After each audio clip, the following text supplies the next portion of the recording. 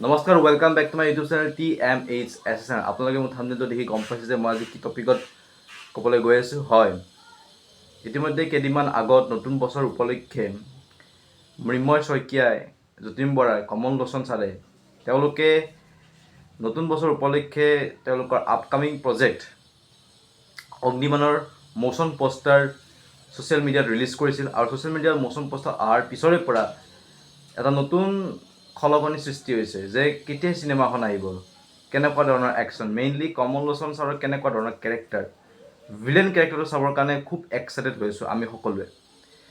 তো চিনেমাখনৰ এটা ফাৰ্ষ্ট প্ৰমো অহাকালি 7 জানুৱাৰী তাৰিখে ছ'চিয়েল মিডিয়াত ৰিলিজ কৰা হ'ব। এটা কেইদিনমান যোৱাকালি নেকি এটা এনাউন্সমেণ্ট ভিডিঅ'ত কমেডি কৰি কিনে সকলোখিনি জনাইছে যে অহাকালি এটা প্ৰমো তেওঁলোকে ৰিলিজ কৰিব। আৰু সেই প্ৰমোটোত লিখা থাকিব ফেব্ৰুৱাৰী কোন তাৰিখে চিনেমাখন চিনেমাগৃহলৈকে আহিব। তো আশা কৰোঁ সকলোৱে যাতে অহাকালি প্ৰমোটো চাই শ্বেয়াৰ কৰে আৰু আমাৰ অসমীয়া জগতৰ চিনেমাবিলাকক আগবঢ়াই যোৱাত যাতে সহায় কৰে। ধন্যবাদ।